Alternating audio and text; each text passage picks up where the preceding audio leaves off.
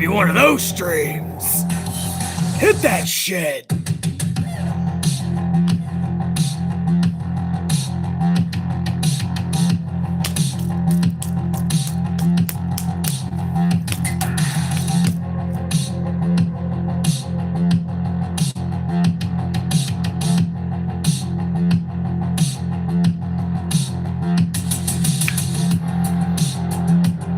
Salud.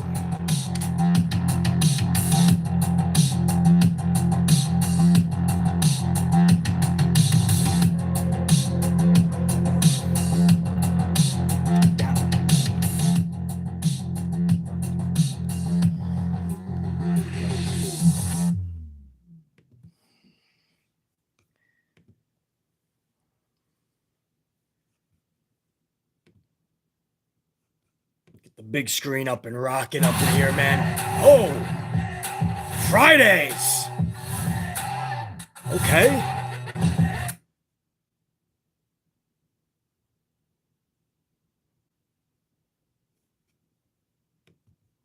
Hold on, man. We just had Fridays as an advertisement. Here we go. All right, we're live. We're live. They're advertising on my channel. Are they finally realizing BC ain't going anywhere, motherfucker? You better do business. YouTube. Salute, everybody. Happy Chinese New Year.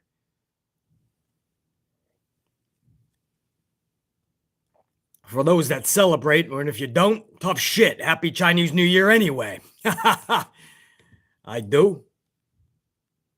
BC has a lot of good friends here in New York, man. A lot of the Asian community, a lot of Chinese friends, and good people, man. New York City is like that. It's a melting pot of a lot of different people, you know. You guys got the luxury, a lot of you guys, you get to live in areas where you get to hate anybody you want, not like people just because of how they look or who they are. New York City, man, we all got to come together because we have serious threats in this city. You know, our city is always on a very high alert code-wise for threats and terrorist attacks, things like that. So we all have to kind of work together. Just getting to work in the morning, you want to hit a subway, you know, it's actually a lot more dangerous than you would think. So living in the city is not all it's cracked up to be. You got to really have thick skin. You got to be a tough son of a bitch. And you always got to be ready. The moment you walk out your door, you tell your loved ones you may not be coming back, man. That's the reality when you live in a place like New York. So it's really cool, the people that I've gotten to meet. Yes. Happy Black History Month as well. It kind of fell right at the beginning, Chinese New Year at the beginning of the month. So absolutely, man. Oh boy, Vince McMahon, man. He'll be pumping out one black superstar after another now, man. He'll make it look like he loves Big E and Kofi. Loves Bobby Lashley. He just got the title, didn't you see? Black History Month.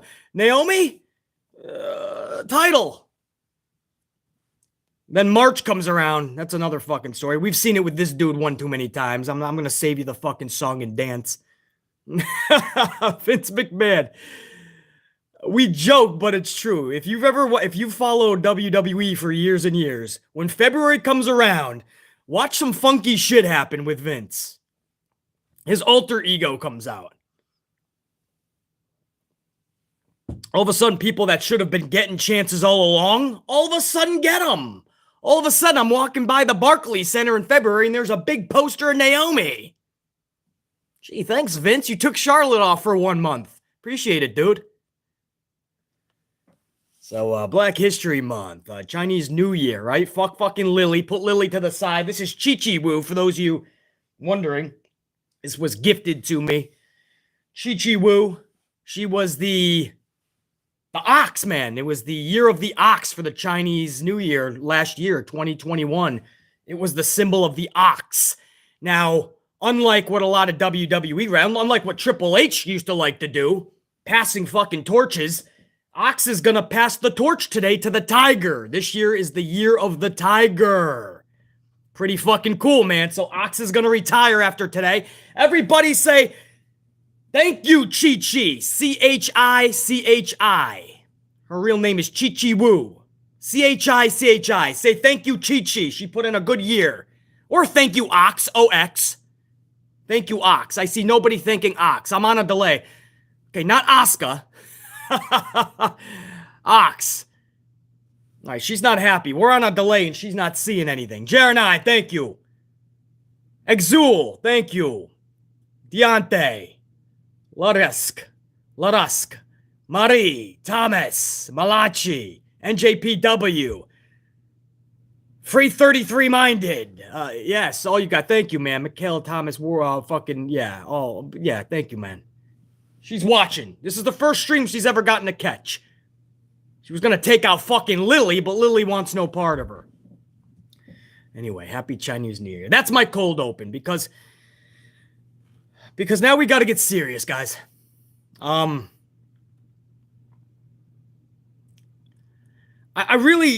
want you guys to understand, man, why I started this channel, why I will continue to fucking rock it out, and why I have a lot of fun doing it. I thank you guys for fucking joining me always. You have to realize how hard this is getting to review these shows, man. Like you really have to understand, if you're reviewing, if you're taking notes on all 3 hours and you're dissecting it, trying to find the positivity, trying to find everything that makes sense, right? You're trying to dissect this for the best. You have to understand how hard these 3-hour Monday Night Raws are getting for BC. When I say doesn't make sense, I know we use the word literally kind of out of context a lot as a society. I mean literally nothing makes sense on these shows. I've been saying that for the better part of 5 years, but now it's really getting hard to review them. Like, even doing my notes, I'm not sure what I'm even supposed to fucking write or talk about. It's so nonsensical. It's so erratic. It's so reckless. It's so negligent.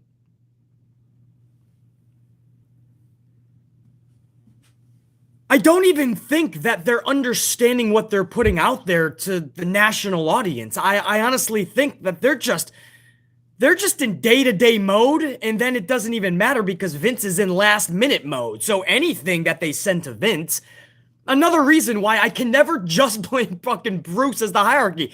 Anything that goes to Vince, ripped up minutes before. Minutes! You guys saw the latest reports. Wrestlers are saying, bro, they don't even know what they're doing minutes before they go out anymore because Vince is just changing his mind.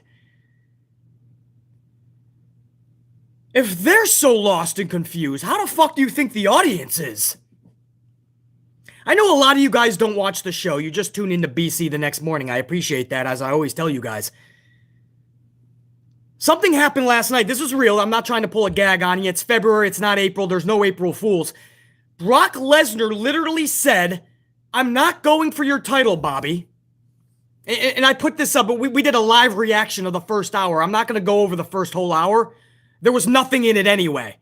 But I did a live stream, live reaction. If you do want to catch that on the channel, check it out after this live stream. But in that first hour, Brock Lesnar and Bobby Lashley waste 20 minutes of our time, the opening of the show. And all that got accomplished was Brock said, "I'm not going for your title.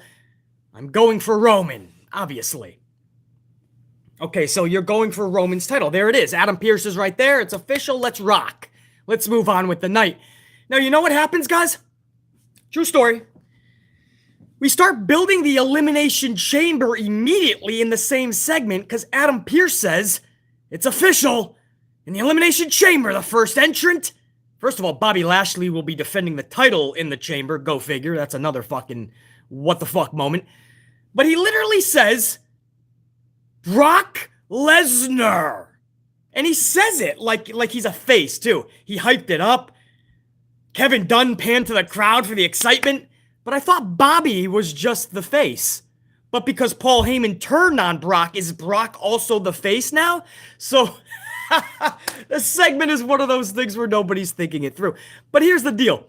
Adam Pearce says he's now in the Elimination Chamber going for the WWE title. Hold up! A Zach Morris timeout, please. Hold up. I'm really gonna try not to lose my fucking gasket here, man. He just said he's going to the blue brand.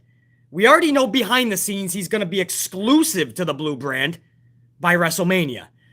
But in front of the camera, he just said storyline-wise, which obviously makes sense because Paul turned on him and Roman did him filthy. He's going to the blue brand to get the title. There you go. Adam Pearce, there you go. Now you let the red brand superstars fight over that title. Do you understand what this means, guys? Brock Lesnar gets 2 title opportunities for nothing. He lost at the Rumble. And then he got the 30th entry into the Rumble somehow. We still are befuddled by that. Nobody has even acknowledged how that happened. Did Adam Pearce just do that because he got threatened? Did Brock Lesnar throw Vince McMahon through a window?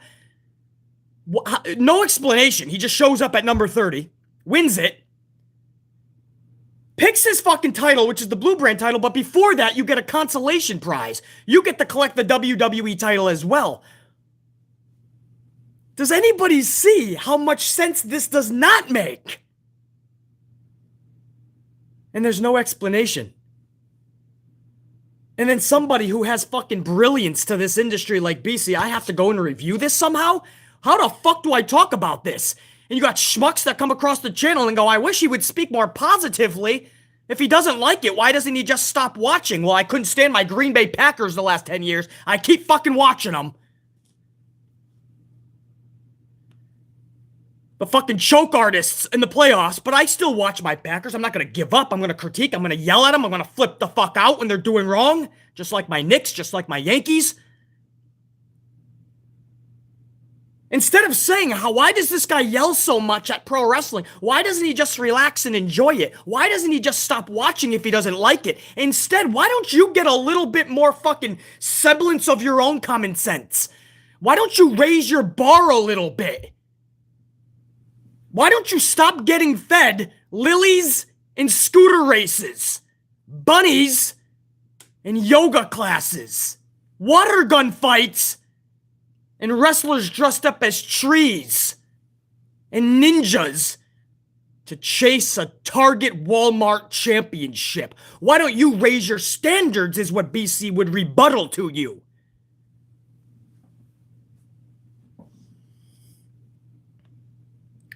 Brock Lesnar is in the Elimination Chamber going for a title. Brock Lesnar is in the main event of Mania going for the other title.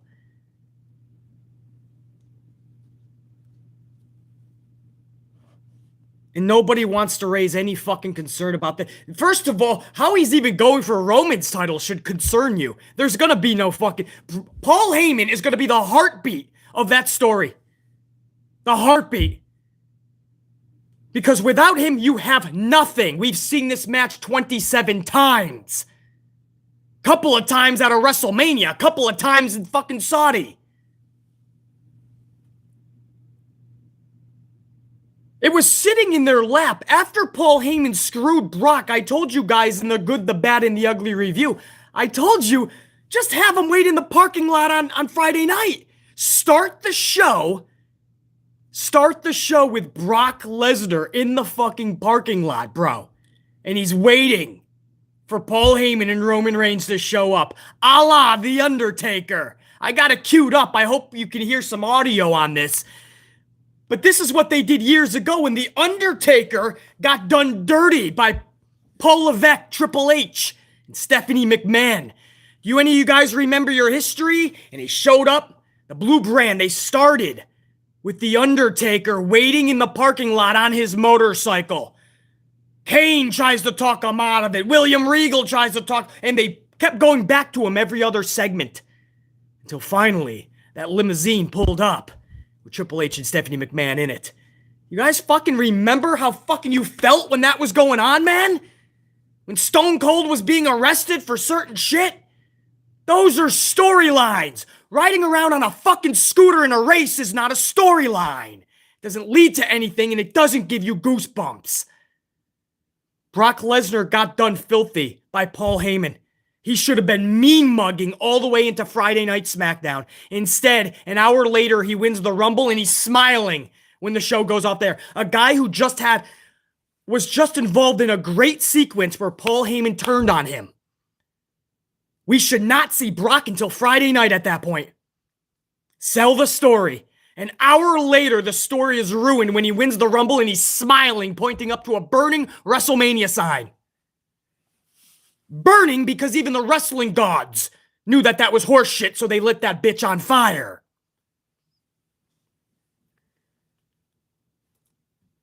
And now he comes over on Monday night. Brock Lesnar's coming down after getting screwed by Paul Heyman 48 hours earlier. And he's smiling still. He's still smiling. He's cracking jokes. This is a guy who just got done fucking dirty. What are we... It doesn't take rocket science. This is the tip. This is your storyline where he's just waiting for them to show up on SmackDown. And we all would be intrigued. I'm going to try to cue this up. This is how they started years back.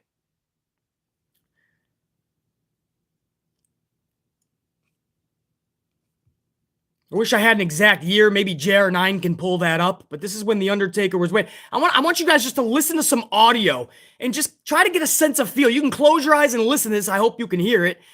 Try to get a sense of how we started shows back in the day and how they made sense and how fun they were, bro. 2002, somebody's telling me. Thank you. So I'm outside the Attitude Era, bro. This isn't even Attitude Era that I'm asking for. This is a simplistic storyline we've done many times, where you wait in the parking lot for something like the Brock Lesnar, Paul Heyman, Roman feud. 2002, I appreciate it. Listen to this, guys. This is how we started the show, bro. Undertaker on his motorcycle, pissed off because he was done dirty. On Raw. Although we appear as though we're somewhere in the parking garage here at the Arrowhead Pond in Anaheim. The Undertaker there, Taz. He's waiting for something. He's not smiling. Not at all. You hear Taz? He's not smiling. Yeah, Brock. Kane is walking up to Undertaker right now. Hey, man. What you doing, man? He says, what are you doing, man? I'm waiting. I'm waiting, says Taker. Waiting. What are you waiting on? What are you waiting on? Just waiting. Just waiting, Undertaker says.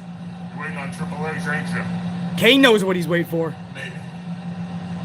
You know there are other ways to handle this. Kane said there's other ways to handle this. Become the voice of reason. Yeah, there's other ways of handling it. But I'm gonna handle it my way. I'm gonna handle it my way. Handle it tonight. And I'm gonna handle it tonight. Well, I guess I'll just wait here with you then. Kane's badass. He said, I'll wait here with you. I'm gonna do this one alone, man. I'm gonna do this one alone, man. Just going back inside. I'll let you know when it's all over. Alright.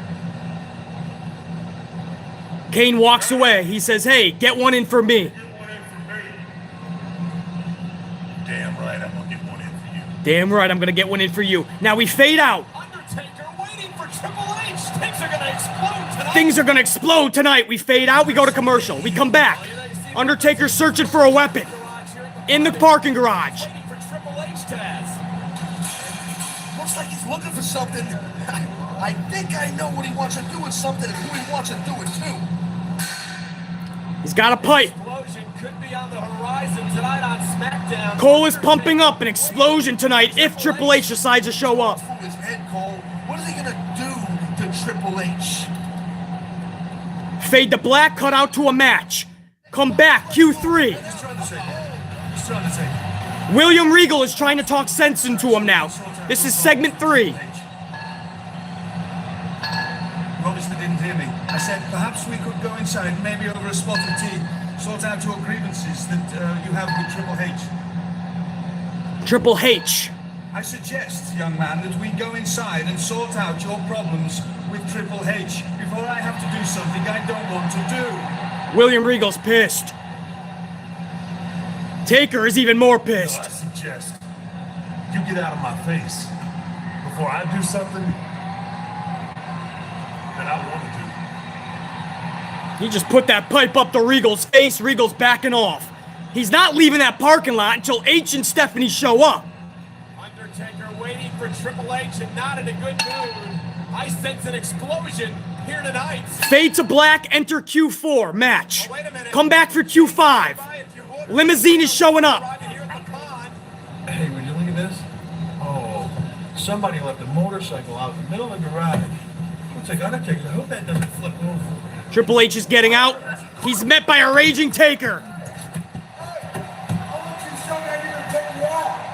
me show you how to take you out. Let's get this thing done. Yeah.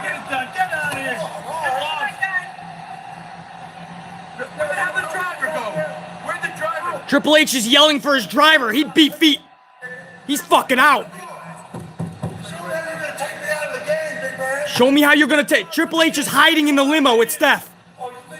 He's going to get his pipe now. Undertaker's gonna bash his way through. Wind it up. Stephanie's yelling, Paul, not Triple H.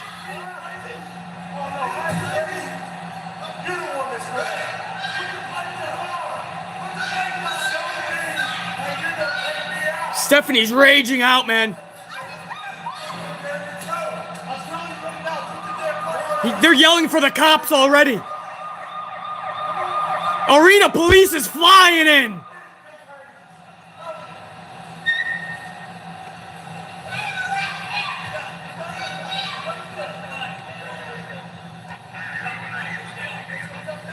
Fucking a wall of police.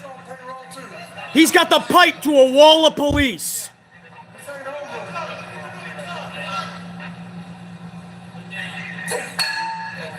He's surrounded. He knows he's got to give up.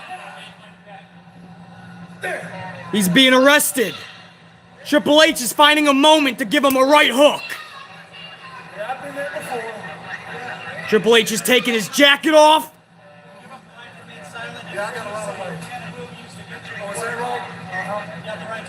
Here comes H like a cerebral assassin. He's coming in.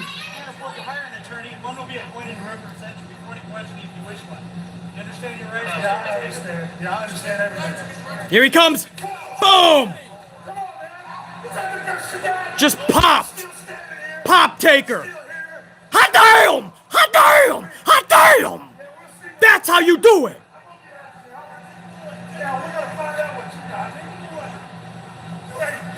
Now listen to Stephanie. Listen to Stephanie. She's going to ask Triple H a question as he's getting put into the cop car.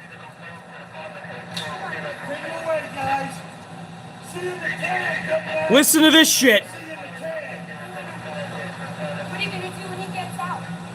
What are you gonna do when he gets out? Triple H has had a blank stare of nervousness as Undertaker rides away. Stick on it. Kevin Dunn sticks on it. Fade to black. Fade to black 4, 3, 2, 1.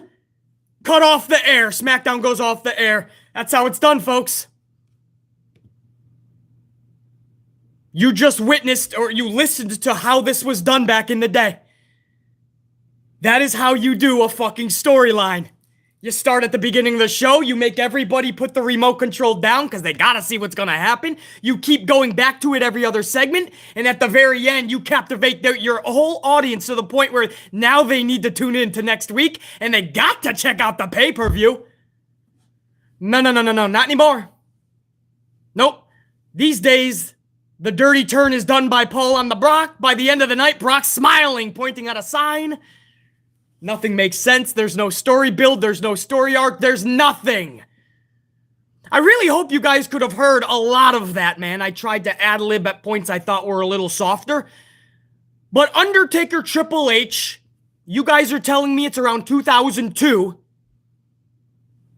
It's one of the most simplistic storylines you can do, and this company refuses to do it. You start the show with somebody waiting in the parking lot for a son of a bitch that did him wrong. And you keep going back to it. It's not that hard. This called for that, man. Brock did not need to win a Rumble. Brock just needed the ultimate revenge on Roman. You didn't need to win a Rumble for that. You keep him off TV, man. The last time we saw Brock, he got screwed by Paul. Friday comes around, Brock means business.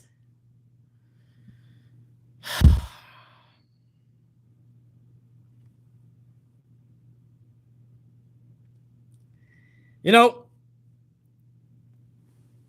there isn't a reason, man, that somebody like BC should be remembering this stuff.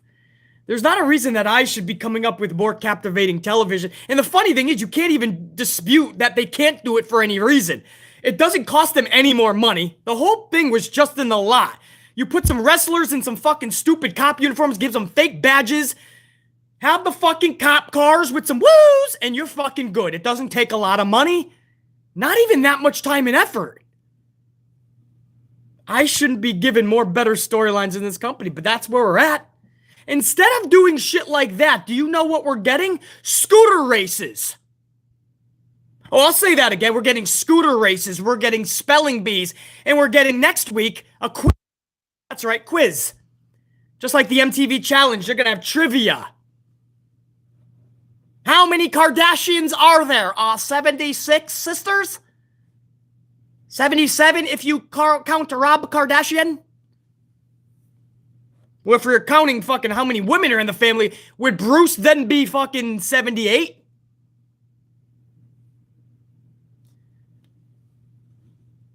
You know, what? I told you guys a few weeks ago when this started. I told you guys that this was going to follow. This was the very first week with the spelling bee. It was me that told you where I saw this going. I said Vince is going to take this the route of the Viking Raiders versus the Street Profits. Do you guys remember when we had 2 months of Frisbee, Monopoly, Yahtzee, Red Rover, get us the fuck over? Every wrestler just trying to get over? That's the company. They were playing fucking foosball, ping pong. Every week they were doing even basketball. And I said, well, wait, where is this leading to? This is absolutely stupid. This is just going to lead to a wrestling match. It's not fun. And I told you guys this was going to be the same fucking thing. When they started with a spelling bee, I said, oh no, man, Vince is going to giggle at this. He sees other people giggling at it. This is going to turn into more, and here we are with a scooter race. Randy Orton, he heard the rumblings this week, man. Randy Orton, we all fucking unloaded that we better not see Randy Orton actually scooting. Randy Orton was like, I am not going to be a part of this show, bro. He told Vince, check you. But did you think it was going to end with a scooter race? They're going to have a quiz-off next week. What's better, Pepsi or Coke? We polled 100 people, and the favorite color in a crayon box is what? Intriguing television. A quiz-off.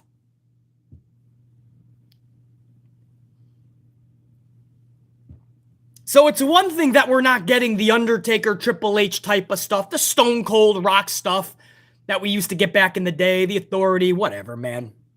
Some of the great Eddie Guerrero feuds and stories that were told. It's bad enough we're not getting any of that. On top of that, we're getting the exact opposite, man. Everything is just a giggle fest. Everything is to get a little laugh. RK Bro is a little laugh. Ninja Tozawa being chased by Christmas Tree R-Truth as they try to capture fucking Dana Brooks Target Champion. It's a laugh. John Morrison and Miz doing fucking water gun fights dressed up as Easter bunnies. It's a laugh.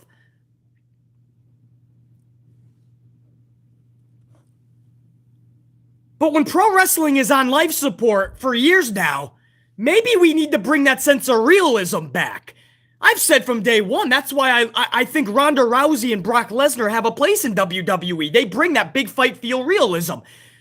They don't always have to be in a title picture, a title match, winning Rumbles, Money in the Banks, having 2 title opportunities within 1 month. They're made stars with that big fight feel realism. Just put them in good storylines. Save title feuds and stories for people on the up. People that need to get over.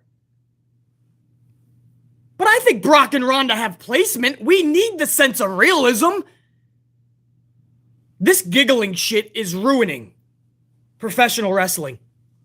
And I would say that if it was Darby Allin having a fucking skateboard off. A skateboarding race with, listen, Max Caster. I'd say the same thing. I'd rip it apart.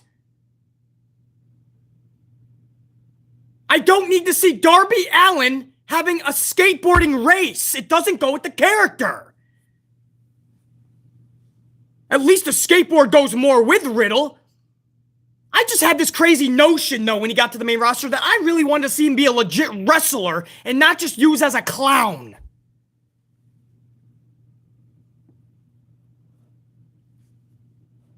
They had him do 50 laps around. So instead of doing the Undertaker Triple H story where they go back to Undertaker waiting in the parking lot for Triple H every other segment. Instead, every other segment last night, we're watching them do circles around the arena on their fucking, what's it called? A scooter. That was the night. That was your story arc last night, scooter race. And when it was all said and done, it just led to another match with Riddle and Otis, by the way. We'll get to that. So if you're asking, well, BC, maybe it was leading to something bigger. That's why, BC. Nope. I have the results. It led to just a match. Right before Riddle finished, Otis took him out, and then they just put him in a match together again. So, yeah. This is Monday Night Raw in 2022, folks. This is it. This is Monday Night Raw. This is what it's become. I played you an audio clip for more than 5 fucking minutes of what used to give us goosebumps, what used to make us put our remotes down, what captivated us. And here we are years later. And bro, I don't even want to watch a fucking segment these days with how bad it is. I still fucking love it. I still put myself in the zone to do it. I still do these shows to try to make it better for any motherfucker that can listen in those walls of these companies. But it's getting harder and harder to review this shit. With what I am seeing, man, it is getting worse and worse by the fucking week.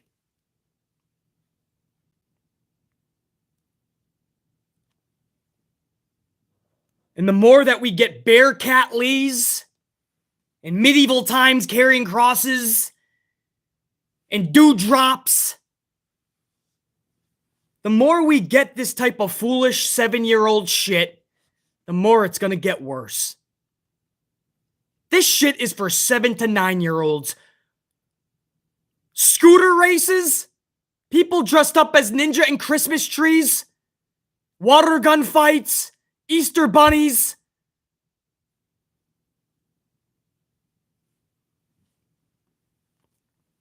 You know, for years they said, well, BC, I think Vince is marketing more toward kids, even though it's bullshit, right? The main demo in all of pro wrestling is 18 to 49. Everybody knows that. 18 to 49 is by a landslide the biggest demo.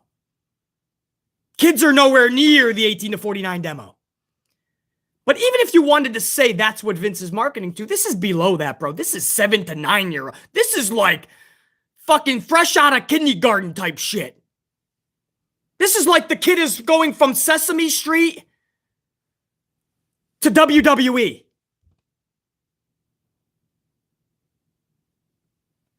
And they're giggling over scooter races.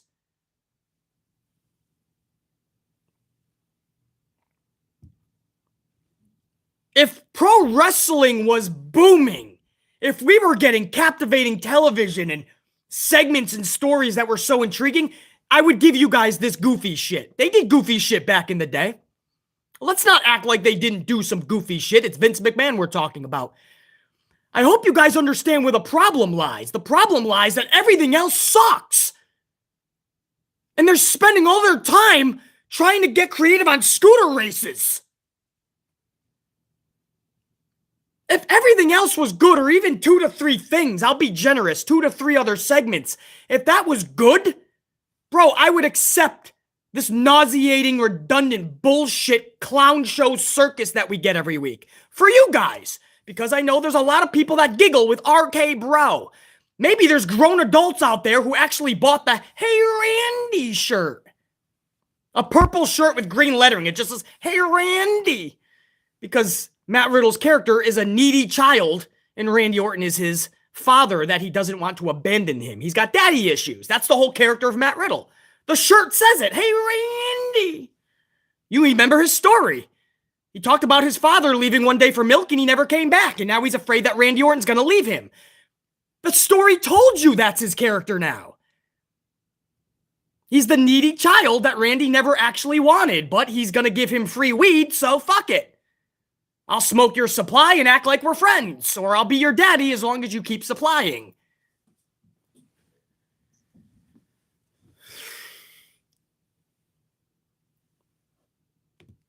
And it's getting harder to review this shit because I'm going to take you guys, last night, hour number 1, we did a live reaction together. I'm going to take you guys behind the scenes and tell you what BC was thinking immediately after I ended the stream. First of all, had to get a coffee. Got my fucking notebook, that's right, I'm old school, man. I jot this shit so I'm really thinking about every detail when I write it. There's no fucking keyboards here, man. This is old school. I really want to fucking make sure I'm dissecting it beautifully. So I'm watching as I'm writing. And literally, man, the first hour sucked so bad. You guys heard my thoughts on that live.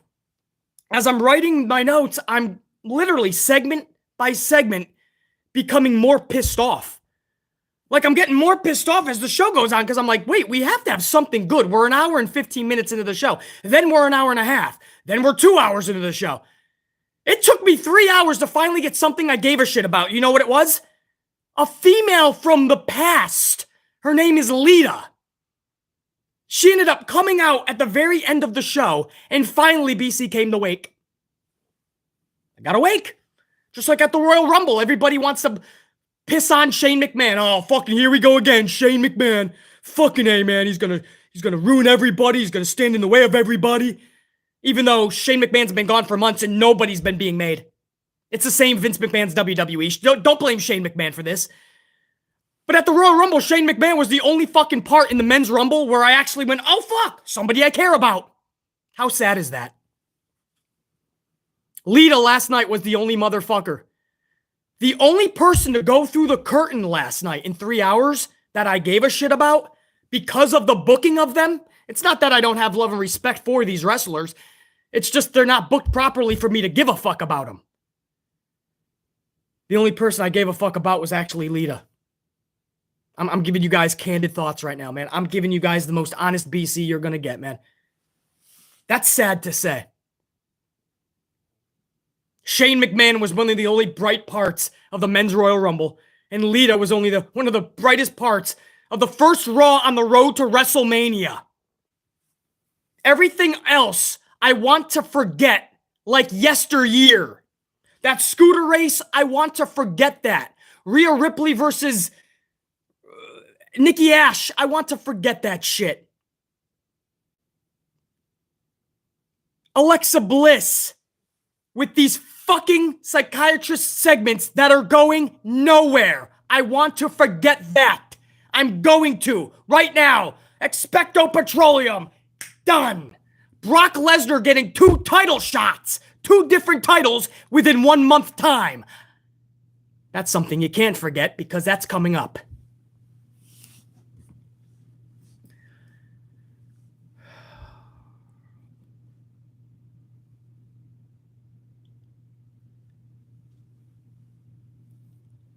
I'll go over it.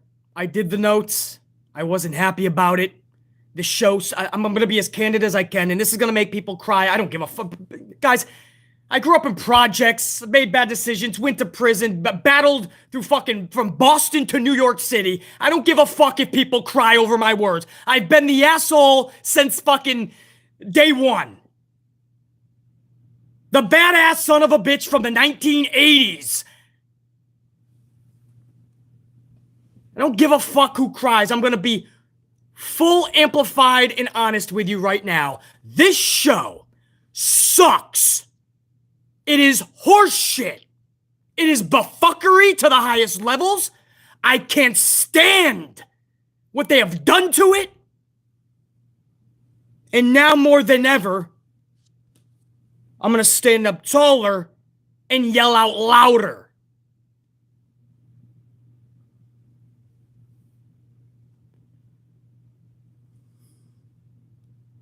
It was just one of those shows last night, man, where you just put your hands in the air and you're like, what are they doing? Nothing makes sense. You don't know who's a heel and a face anymore. You don't. You don't, bro. Roman versus Seth. Just weeks before, they were both full throttle heels. You get to the match, you don't know who's who anymore. Bobby Lashley and Brock Lesnar. Brock was a face when he came back. Bobby was a heel with MVP. They somehow flip-flopped a week or two before, I think. Doudrop was a fucking heel. Couple weeks before her match with Becky, she's somehow a face. Charlotte is about to become a face again because Ronda is going to turn heel. She's going to tell the fans to fuck off. She's already said that. So they're probably going to do the 9th Charlotte face turn when there's no connection. Brock Lesnar is getting 2 separate title opportunities. He won the Rumble and gets a chance at both titles. Nothing makes sense, guys. That's sad. I grew up on this shit. I love this shit. This is sad, man. The guys lost it. Somebody has to have an intervention and get the old bastard out. I don't give a fuck about Bruce Pritchard right now. You guys understand there's a bigger problem. John Laurinaitis is not the biggest problem. Brucey Pritchard, Kevin Dunn, not even Nick Khan. Vince McMahon needs to be removed. The board has to get together and something needs to be done. We heard that Vince McMahon flipped the script 37 times before the Rumble went on the air. This is not normal behavior.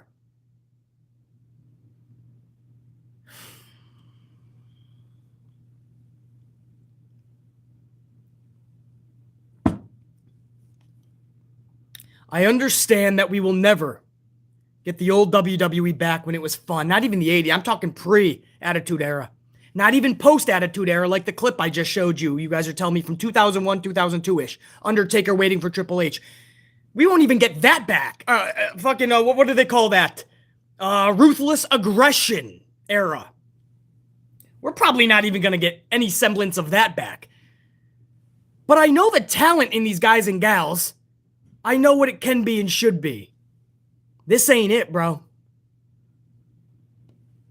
And I think why this is all coming out now, man, is that I realized something last night. I think I realized it for a while. I think they might be so far off the track, and this is sad to say, they might be so far off the track, I don't know if it can be placed back on. I don't know if you can save WWE, guys. I don't anymore. I mean, they are so erratic, reckless, and negligent. They have fucked this company up so badly. I don't even know. As creative as I mean, I've always been a creative motherfucker for this industry since I was a little kid.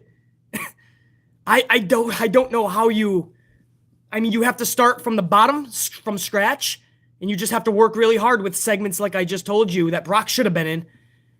And you just keep going. I guess it's going to take a lot of work, a lot of effort, a lot of time, a lot of energy. You're going to have to want to get the help. It's like an addict at this point for Vince. He has to want to get the help, and then it's a lot of work. It's all hands on deck. I don't think anybody cares to. They're going to rake in all the fucking billion-dollar streaming service deals they can get, or network deals.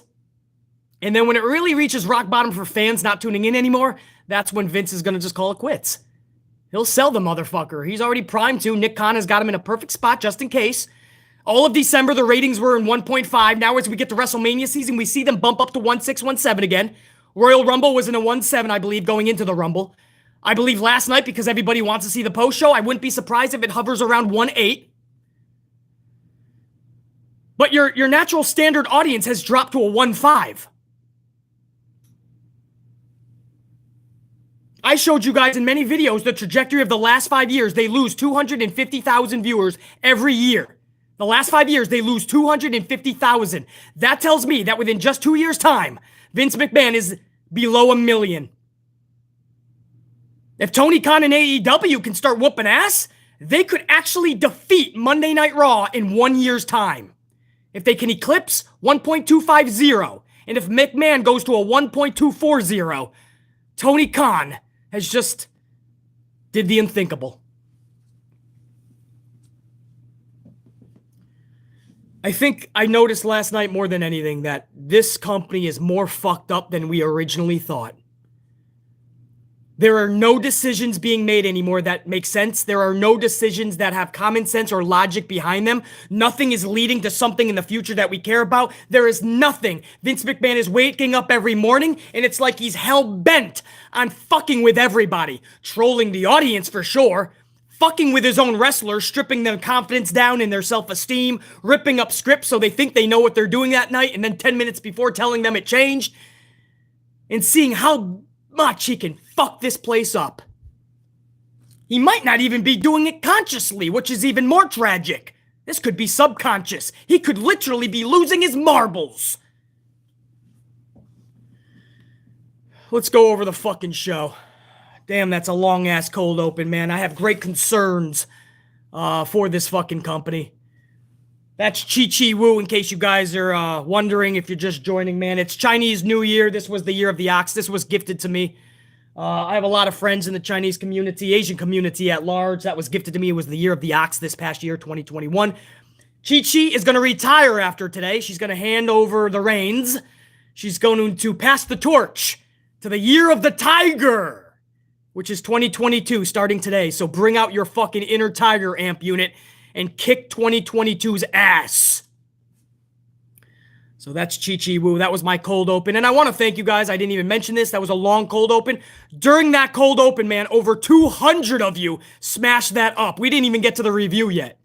Over 200 of you smashing that up, showing that love and respect. Or you guys, or just a couple of hundred of you just agreed wholeheartedly with all of BC's words, which I thank you for understanding. Yeah, man, you're the tiger, dude. Fuck yeah. All right, guys, I want to get over this. So I appreciate, man, I saw some supers coming here, some VIPs. I'm going to get to them when I go over maybe hour number 2 or maybe at the end of this review. So I appreciate it, guys. Salute. Let's kick some ass. Again, hour number 1, we already did a live reaction. You guys are going to have to go on the channel after this stream, and you'll see my live reaction of hour number 1. We were not happy about it. I went over that in full, along with other topics as well. I'm going to start off with hour number 2. It starts with the KO show. The guest was Seth Rollins. Rollins declares that he's in the WWE title Elimination Chamber match.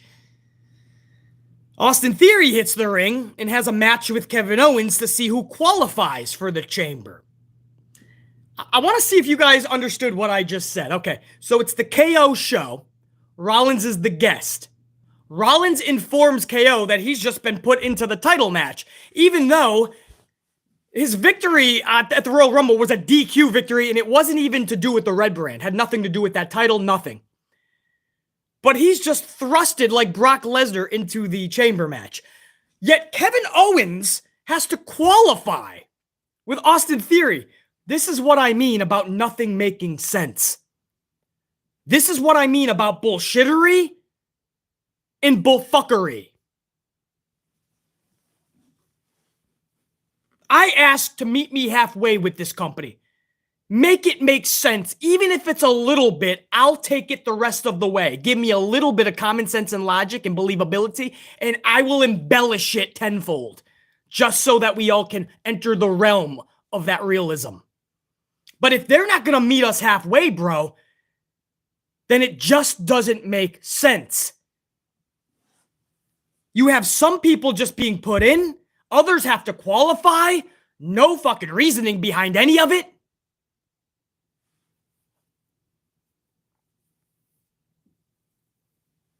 Brock gets two title shots. 2 different titles by winning the Rumble. First of all, how the fuck did he even go in at number 30? Then he gets 2 title opportunities within 1 month time. Rollins gets a shot just because he got a DQ win for an entirely different belt. And KO and Theory have to qualify.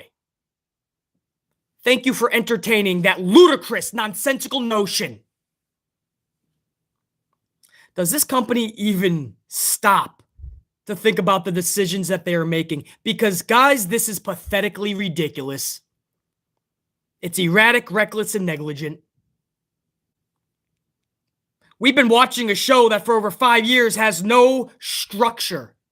And this is just the latest fucking evidence of such. No structure. Theory defeats KO. That's great for Theory. He's in the chamber now. Clearly, he's not immune to VKM's 50-50 booking, because just a few weeks ago, he had a win over Finn Balor. Last week, he loses to AJ Styles. This week, he's back on the W trail with a win over Kevin Owens. 50-50 booking. And when you're 50-50 booked, nobody is able to tell if you're a winner or a loser. I tell you that all the time. Austin Theory loses, he wins. He loses, he wins, just like everybody else. Well, shit, Austin Theory is in a prime situation right now where he could be pumped up to be something big. But what's up with the flip-flopping? And why have him in there with Owen? Why have Owens just lose a match like that, man? That is insulting. Not that he lost the Theory, but the way this dude's been booked since he resigned. Way before he's been resigned, by the way. But this dude is still, I feel, in his prime. It looks like he doesn't even want to be there anymore. He resigned because, like he said, his family, and he's thinking about the money now. He's in a good spot. He talked with his wife. He basically said that in his social post. He says, hey, I got the family. I'm good. Same thing with Sami Zayn and the AJ Styleses. They're complacent, man. They're good. They got a spot. It's the fans. We want more for them because we know what they're capable of. Owens is still in his prime. This poor dude looks like he doesn't even want to be there anymore.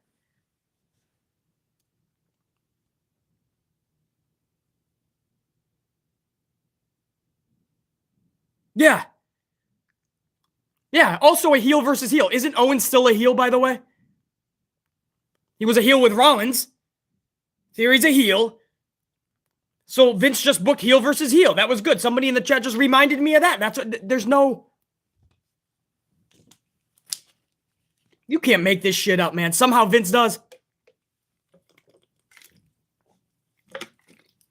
Heel versus heel, man, for a qualify. And then you wonder why you look at the crowd. I said this in my live reaction several times in that 1 hour live reaction for hour number 1 in that watch along that we did last night. I told you guys to look at the crowd several times. They were a fucking sleep, bro. Zoning out. You saw some people, they were like, what? You could tell they were looking at their phone, but they were zoning out. That's fucking sad. I feel so bad for Cincinnati, who showed up for hopefully a good wrestling show after their Bengals just made the Super Bowl. You're going to get a fiery crowd. And leave it to WWE within 4 minutes to put them to sleep. I feel so bad for Cincinnati. Dawkins then beats Dolph Ziggler. This match was put on because Dawkins is from Cincinnati. What intriguing, exciting television, man. What a television show.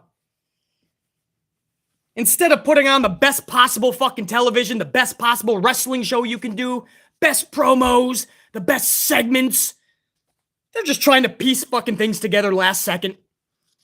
Vince is like, oh, somebody's got to be from Cincinnati. Anybody? Is there anybody from Cincinnati? Yeah. Who's from Cincinnati? Dawkins. Who's that? Dawkins. Oh yeah, wait a second. Oh, he's in a tag team. Fuck it. Bring him out. Let's have him in a match. Singles match. Dawkins versus fucking Dolph.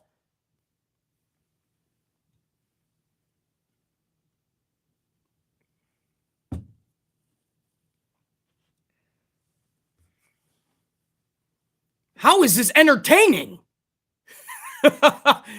Then we get Veer. Veer is coming to Raw still. Fucking Veer is still coming. Fuck this guy. Fuck this dude. Don't even bother coming anymore. Stop. You're late. Somebody tell this guy he's late. Tell him he's fucking late. He's done. At what point do you show up to your fucking job? Not 5 minutes late. Not 10 minutes late. This dude is showing up 4 months late. What boss is going to keep you around?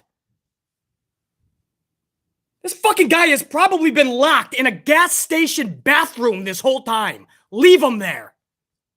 Fuck him. He's probably trying to get out. How? I'm supposed to be on Raw for Survivor Series. Bro, that's gone, man. We're even past the Royal Rumble right now. He's like, what? I was supposed to be at Survivor Series.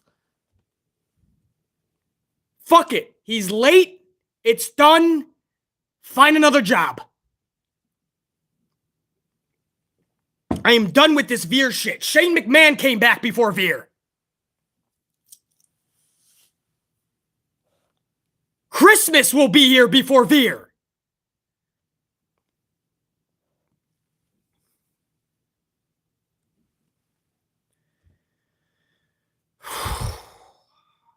Can you tell this show just fucking agitates me? Riddle and Gable, it doesn't even get better, guys. Riddle and Gable are at the end of their 50-lap scooter race finally. It took us to the end of 2 hours. They're finally on the last lap. They enter the arena. They're building it up like it's a fucking Olympic event. Broadcasting is the I want you guys. Oh man. Oh man. I wish you guys could just have like a fast forward button for this show, because I don't want you to have to endure 3 hours of this bullshit show. But I wish you guys could just, like, in real time, if you gauge commentary and just everything, the highest peak of the night for commentary, when they were the most energetic, out of their seats, the goosebumps moment, is when they were entering the arena in the scooter race, acting like this actually matters. Oh my God, Corey, who's gonna win it? It's so neck and neck. Corey's like, I don't know, I can't even feel my legs. It's amazing. Byron Saxton, he's out of his seat, jumping up like the Carlton dance from Fresh Prince. Literally, they're just scootering, man. They enter the fog, they go through the curtain. Matt Riddle's got the smile on his face. Gable is probably thinking, I went to wrestling school for this? I'm a fucking national champion for this? I'm in the Olympics for this? Gable falls off the scooter. That's the whole joke, right? You knew this was going to end in some fun. It wasn't going to go to anything. Gable falls off his scooter and starts clinching his leg. Riddle goes to win. Otis takes out Riddle. That would just lead to a match. I'll get to that in a second. That was it. That was a scooter race, guys. There are people trying to tell other people in the community, guys, let it play out, man. You just complain about everything. It's going to lead to the scooter race is just a setup to something really big. Like the spelling bee was when it led to like Otis versus Randy Orton or some stupid shit. This led to the same nonsense. Next week, you're going to get a quiz off. They're going to do trivia with each other. It's just the Viking Raiders and the Street Profits every week. It's just that same storyline. And did everybody giggle when Gable fell off the scooter and held his leg? Because BC didn't. Because I remembered fresh Ember Moon chasing the 24/7 title. Do you guys remember when Vince McMahon put Ember Moon in the conga line?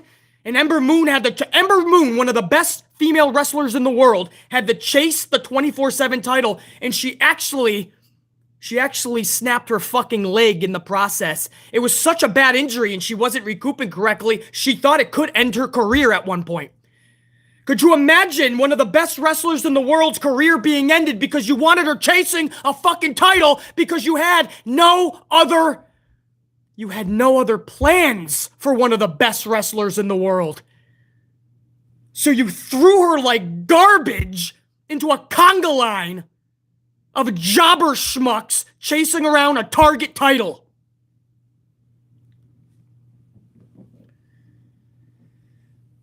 I have too much respect for Ember Moon not to remember that.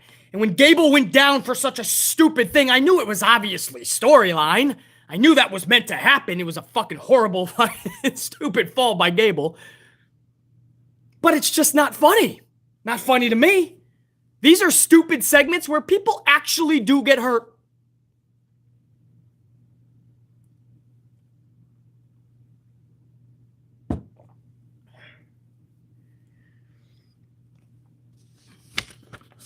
But did you fucking giggle at it? Did you giggle? I'll ask right now in my poll. Did you giggle? That's not the poll. That's not what I asked. And that shit. Don't you put the poll up before I tell you to put the poll up.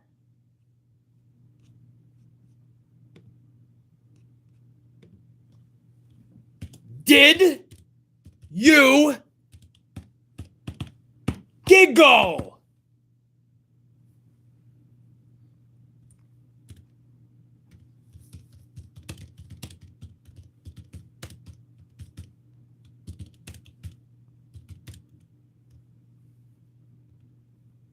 Yeah.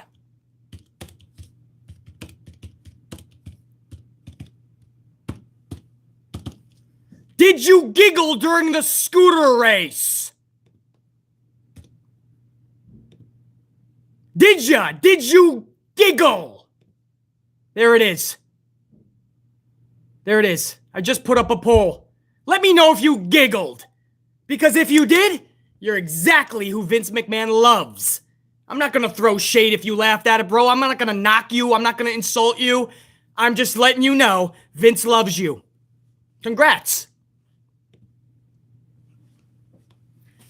I want to see at least 100 motherfuckers in the next couple of minutes answer that question. There's no reason 100 of you in the next 2 minutes don't answer that shit.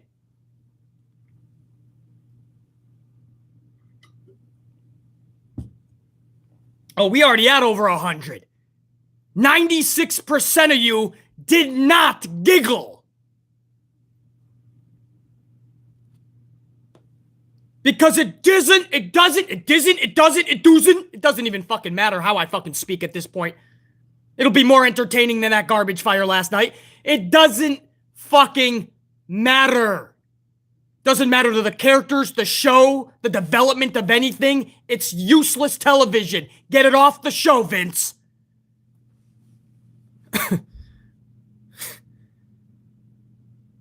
It's right there if you want to participate. Did you giggle during the scooter race? Did you? Did you giggle? Because Vince wants you to giggle with him backstage. Like demented circus seal. Yeah! Fun!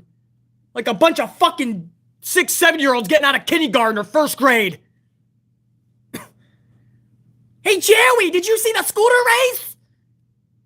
Timmy, no, what happened? I missed it, man. I was punished. I grabbed an extra Twinkie before bed. Mommy beat me. Oh, bruh, it was crazy. Matt Riddle and Gable, they were scooter racing. Oh, man, it was crazy. At the very end, Riddle was gonna win. Gable fell off his scooter. This is where we're at, man. I used to watch fucking Stone Cold get arrested and Undertaker have a fucking parking lot brawl with Triple H. I used to see Stone Cold and Booker T beating the fuck out of each other in a supermarket. I used to see fucking Eddie Guerrero. We lie, we cheat, we steal. Fucking coming in, having some fucking wars with Benoit and such. Chris Jericho. The Rock. Storyline upon storyline, man. I couldn't wait to watch these shows. This is what the fuck we're doing these days, man. Do you think I'm taking this and I'm just embellishing it for this show? Do you think I'm just like fucking, I'm making this a bigger issue than it is? How is this not a bigger issue to you? This isn't the end, guys. They're having a quiz off next week. Randy Orton, who's a fucking legend killer, who's at the end of his career. He's been talking about it more than ever lately about how he does see an end sight. There is the end at that tunnel for his retirement. And this is how you're using him for 2 fucking years in this tag team. When the payoff finally comes and him and Riddle turn, or he turns on Riddle, I just hope I give a fuck by then, bro. I really hope I give a fuck.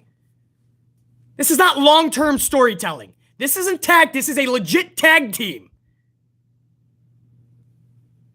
This is no more than the fucking Rockers. That wasn't a storyline until the turn happened. Until that point, they were a tag team. Marty Jannetty, Shawn Michaels, they're a tag team. The barbershop window incident, that's when it became a storyline. Everybody's like, it's a long-term storyline. No, it's not. It's Riddle. It is Randy Orton being placed with Matt Riddle for 2 fucking years. I can't wait till it becomes a storyline, so maybe, hopefully, I give a fuck, and hopefully Randy Orton isn't damaged to the point where I no longer can see him as a legend killer or a Viper anymore.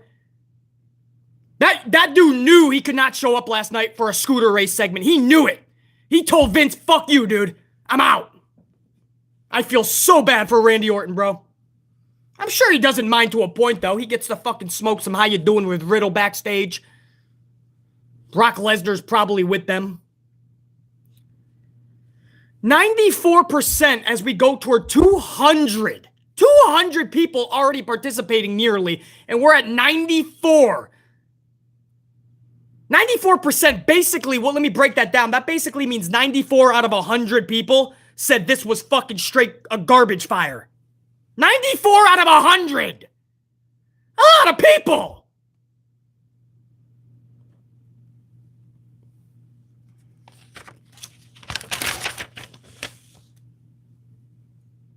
You could tell I'm pissed. This is one of the taller ones. I try to nurse this a little bit more when I'm doing long live streams, man. I'm pounding this faster. You can tell I'm just heated by this show.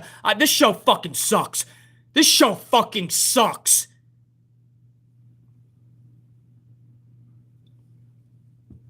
Otis versus Matt Riddle. What the fuck? Every week, right? That whole scooter race led to Otis versus Matt Riddle again. Adam Pearce says this match will be for a spot in the chamber. Matt Riddle defeats Otis. Great booking for Otis. Let's just have him lose again. He just lost to Orton last week, didn't he? Some shit. Here he is again losing. This was a rematch, by the way, from a few weeks ago. Great booking for Otis. I know, I'm supposed to focus on Riddle. He's the winner. Let's be happy for Riddle's booking. Then next week when Riddle loses, because I promise you it'll be 50-50 booking. It's a Vince McMahon product. When Riddle loses next week, then I'm not supposed to focus on him, right? You're going to keep changing up shit. You're going to keep moving the goalposts for BC. Pay attention to the things that fit your narrative, and everything else, swipe it underneath the rug. 50-50 booking is like a ping pong game, back and forth, and you get nowhere. Until somebody finally puts an end to it by swatting that ball so fast it goes by a son of a bitch. Until somebody gets the balls to do that, you just watch two people go back and forth for 20 fucking minutes. Bing, bing, bing. Oh yeah? Bing. Aw, Jerry, bing. Aw, Timmy, I'm coming now, bing. Aw, fuck you, Jerry, boom. Aw, Timmy, you're gonna get it, boom. Until Timmy finally says, nah, seriously, fuck you, Jerry, boom. And the ping pong ball finally flies by him, and fucking Timmy wins. Other than that, we have found nobody to get the balls to tell Vince McMahon that this shit needs to change. So all we're doing is watching a back and forth ping pong game of 50-50 booking for everybody. And everybody loses in the process. Allow me to introduce myself. My name is BC, and all I'm doing is stating one fact after another. I hope you can handle it. If not, hit the bricks. There's 1 million reviewers on this platform alone, probably, that'll give you everything you want to hear. Go to them. I'm trying to make this shit better, man. I hope to have you on board. I'd love to have you. We gained by now, over 100 new subscribers in the last 48 hours since the Rumble. Over 100 new subs can handle the amplification, can handle the truth. I appreciate that. There's a lot of people that can't. Hit the bricks. There's a lot of people, man. They'll cling to the balls of the company that you love, and you can all talk about it like true fans. You can fan out, you can nerd out about your favorite organization. Not here, man. I'm trying to make this shit better. The unit, everybody you see up in the fucking chat, everybody you see that smashed that up already, and the thousands that are going to be coming in to watch this when this thing goes up on the channel. This is all people coming together to make it better. 50-50 booking, it needs to be rectified like 10 years ago. Bianca Belair defeats Carmella via KOD. Not much to talk about. I like these two. I'm not going to bash them too much. There was one point where fucking Bianca had her in a submission, and Carmella, as she's screaming, she stops to look at the ref and says, "Am I still pretty?" Now that got the one laugh out of BC for the night. Bianca won this match, as I said. That had to happen. I know Carmella's a champion. I wouldn't have booked the match. I hate to see my champions lose. But there's no way Bianca could lose that match. She didn't. So I can be a little less frustrated with that. Bianca wins. Saxton and Graves are funny as fuck. Graves knows what he's doing. He keeps on fucking mentioning how sexy Carmella is. He knows that's going to trigger the fucking Twitter finger people on social media because they love to attack Graves because they think he should stop talking about how sexy Carmella is and talk about the wrestling action. Relax. There wasn't that much wrestling action in this match. We can talk about Corey Graves is playing a character, guys. Relax. He's a heel commentator. That is his real life girlfriend. And he's going to push the buttons a little bit. He's going to push your buttons. He's going to make you fucking irate. He's going to make you go to your social media and in 140 characters cry about it. AJ Styles then defeats Rey Mysterio via Styles Clash. Styles is added as the final entrant into the Elimination Chamber. Jimmy Smith is trying to sell us that this is a dream match. Jimmy Smith is like, don't adjust your TVs. This is actually happening. Meanwhile, BC is over here thinking, who forgot to tell Jimmy Smith that Styles and Mysterio already happened 17 times since 2019? 10 times one-on-one. Most of those were for the United States Championship within the last couple years. 17 times, 10 times one-on-one, most of the times for championships. This motherfucker is acting like it's a dream match we've never saw before. Relax, buddy. They're trying to recapture the magic from Austin Theory, AJ Styles from last week. You're not going to be able to do that. That was lightning in a bottle. They gave him enough time. It was perfectly done. You're not going to get that, bro, from a match we've already seen a million fucking times.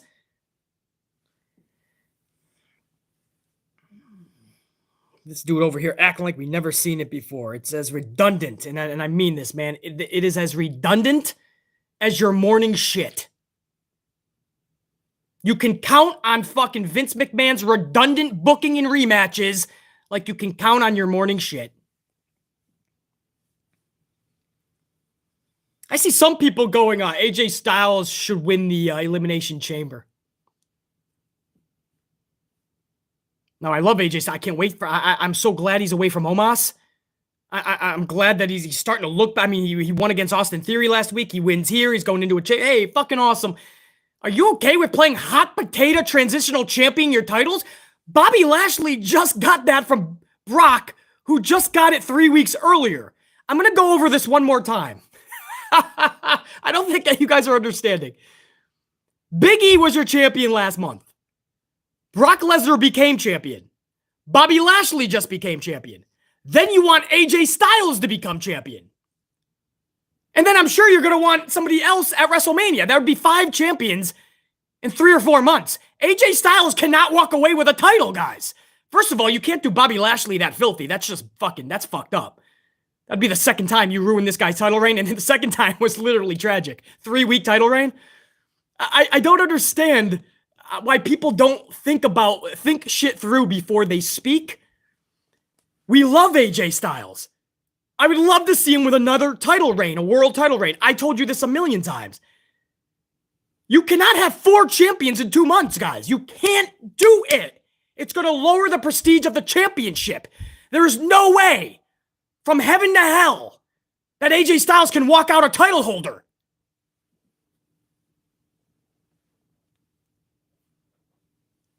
It was just weird to see some people actually speaking such nonsense like that. Like, Brock just got it from Big E last month. Last month, literally 1 month ago, Brock got it from Big E. He's held it for a month. And then Bobby got it from him. And now in 3 weeks, you want AJ to take it from Bobby. And then you probably already have somebody set up to take it from AJ. Relax. Fucking A. Let people have lengthy runs. Plan shit for the future, no doubt. But plan it as you're letting a guy hold that title and rocking it. This time, you should give Bobby the real fucking benefit of the doubt in the time of day, unlike you did last time. You didn't do it.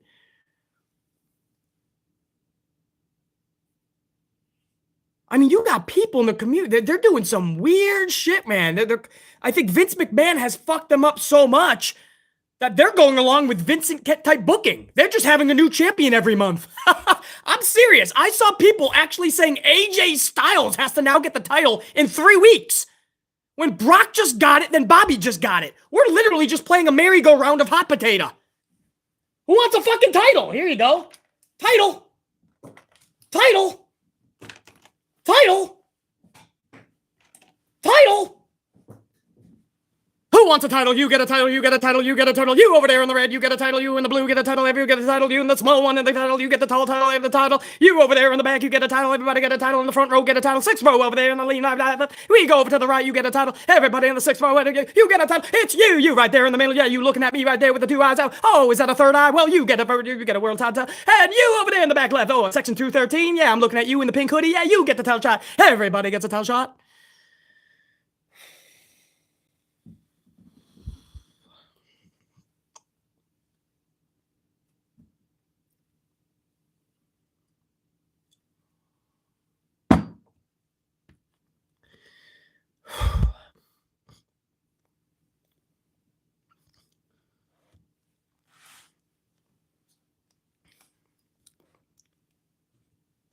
AJ Styles should become champion at Elimination Chamber 3 weeks after Bobby got it, which was 1 month after Brock got it, which was 3 months after Big E got it. whatever the fuck it was. The rain fell on its face. That's the point. I mean, you guys, I mean, there's people now in the community that just want to give the title to everybody every other month because even they just gave up. They've given up. So they have a new champion planned out for every month. It's sad to see what Vince has turned this community into, man. Now people think it's okay just to have a new champion every month. Bobby is most likely dropping that title in 3 weeks. It's sad. It's a shame to say this. Bobby Lashley is most likely dropping that title in 3 weeks. Bobby Lashley is being done filthy because they just don't see that Vince doesn't want to push Bobby the way that he should be. That's the truth. He doesn't want to push him. He's got the perfect mouthpiece in MVP, but he doesn't want to do that, man. Vince has other things in mind, and even those things he'll change up. But he's probably going to, man. So that's sad enough. I can't even get by that, let alone who's going to be beating him for the title. AJ Styles wins the title. Then what, guys? Then what? Seth Rollins going to play a face again? He's been going field. Is it Seth versus AJ? Seth Rollins, are you going to have Edge versus AJ at Mania? Where are you going? Where the fuck you going? Okay, Donzel, AJ versus Edge. Who gets the title? You can't have Edge show up to Mania and not win the title. So now you're literally hot potatoing again 1 month after the Elimination Chamber.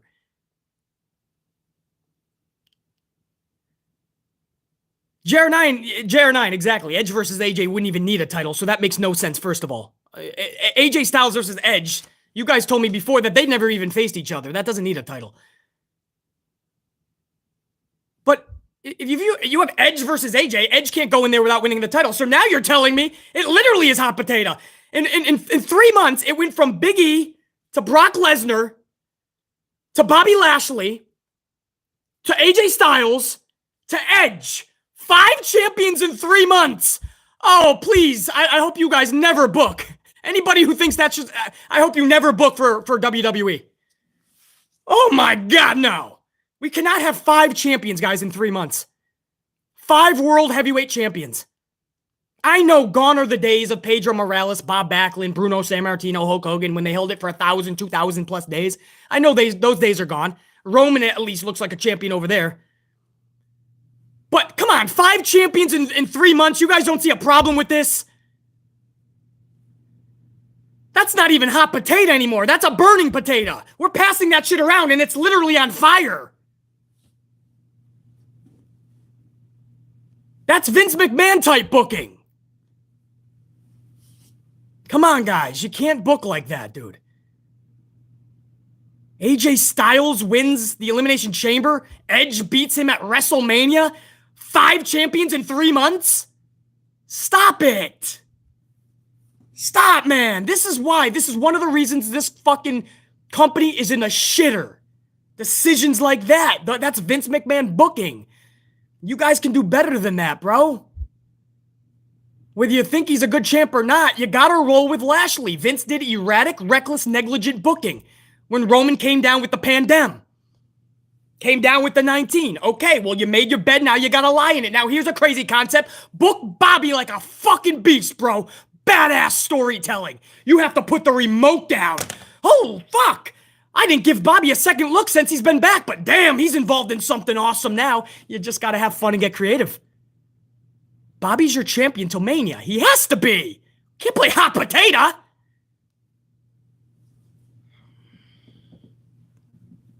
The night ended with Ronda Rousey. She says, I'll make my decision on Friday. I told you guys why that is. I already told you. Fox wants stars. They panicked when Sasha Banks and Roman Reigns were off the show a few weeks ago. They told Vince, they had a meeting. They said, we need stars. Brock Lesnar's going over. Blue brand exclusive after Mania. It's going to be Ronda Rousey. A plethora of motherfuckers, man. Io Shirai's probably going to end up there. I wouldn't be surprised if Tommaso, who's been doing Raw dark matches as well, he shows up there. LA Knight is supposed to be blue brand. They're going to stack the blue brand.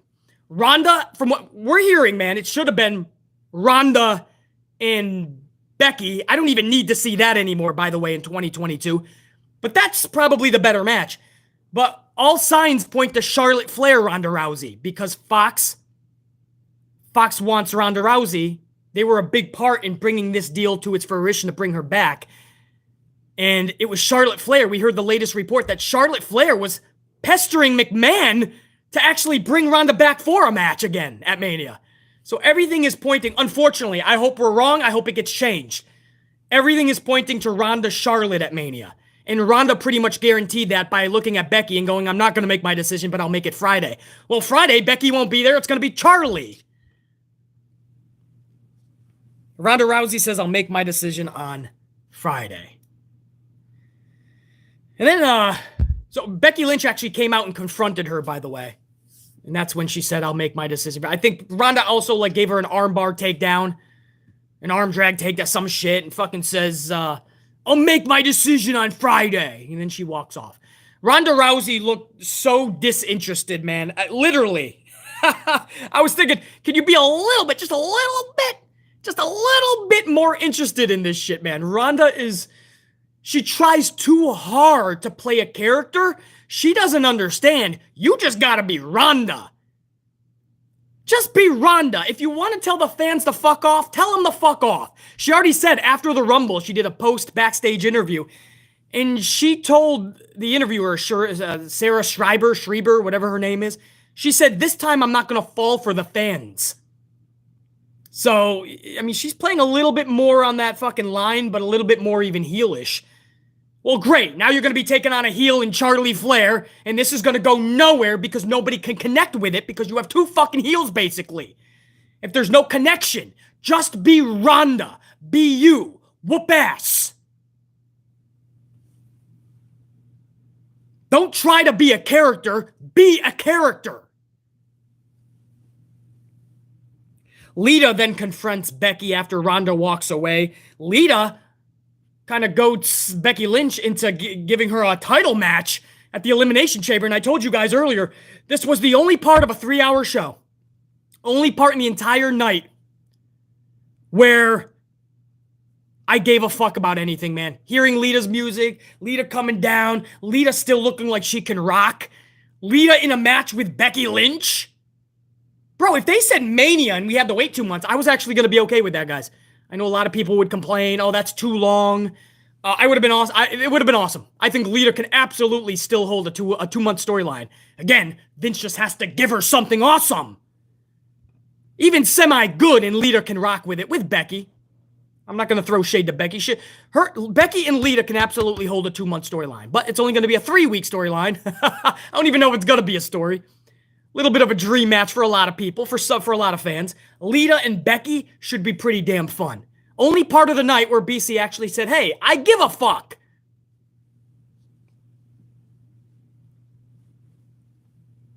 And Becky was actually, I gotta give her man, Becky was good, man. Becky was put in a tough position. She has to try to make a Ronda Rousey back and forth promo seg. She has to try to make that as fun as can be. That's hard to do, man. Ronda Rousey is very uncomfortable on the mic. She doesn't know how to really play off the crowd yet. It looks too much like she's playing a tough character instead of actually being a tough character, which is what Ronda is. And Becky was forced to actually try to fucking up not just herself, but up Ronda Rousey to make this work. And then after that, Lita, who hasn't been in there forever, Becky has to jive with her for another 4 or 5 minutes. Becky was not put in an easy position, and she played it beautifully, man. Lita's like, look at you, champion. Congrats. How nice. And Becky's like, yeah, thank you. Thank you. Somebody finally gives me some respect. Nobody gives me any respect around here. And she's playing it like funny. Like she truly doesn't realize why people don't like her. Has nothing to do with her fucking outlandish clothing or her egotistical fucking ways. Her shady fucking cheating ways. Nothing to do with that. No. We should all fall at her feet. Becky played it good, man. A lot of people in the community have been giving her shit since she turned heel. Last night, I hope you guys understand how difficult what she had to do, what she was tasked with, how good she actually did it. That was Monday Night Raw, January 31st, 2022. It was an absolute complete from top to bottom, beginning to end, start to finish, minus a Lita and a Becky. It was a shit show. To the highest degree, to the most epic of proportions. Not in a good way. I thank you guys for joining me, man. I'm going to stick around for a little bit more and go over some supers. So if anybody wants to shoot the shit, I'll be here for a little bit longer as we go over some supers, man. I appreciate every one of you being in here, man. Salute to all of you guys. What a weekend it's been, man, going into the Rumble. We had a badass SmackDown review in a blizzard. Go back and check that out. We did the Royal Rumble, Good, the Bad, and the Ugly review, which was just phenomenal. I mean, I can't even believe the statistics on that and how big of a weekend it was for the channel. You guys rock. Last night's hour 1 live watch-along reaction was fucking a smashing success. And then, man, doing this with you guys, man, even though the show sucked, we made this show awesome. So what a weekend on the channel. Much love to all you guys, man. To the hundreds of you that smashed that up already, appreciate, man. Love and appreciation, respect to every one of you that took a moment to smash that. That's going to help the algorithm later. That's why that means a lot. Check you guys, man. Peace. BC's out. Can I say peace or should I left that in the 80s? Peace. That's what we used to say back in the 80s, man. Early 90s. Peace. BC's out, man. Check you. If anybody that wants to stick around, man, go ahead. I'm going to stick around a little bit longer. We're going to go over supers, but that's the review.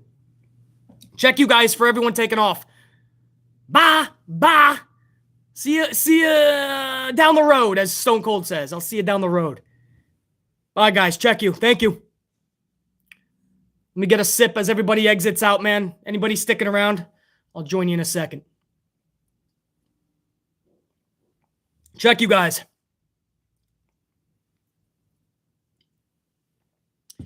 All right, guys. Anybody wants to stick around? Let's keep rocking, man. What do you say? Let's go over some supers. If I can get them on the bigger screen. Hold on. Fucking 3 screens I'm trying to work here, man. 2 of them are on a delay. The other one always gives me issues. All right, I got it. I got you guys. Let me try to find the beginning here.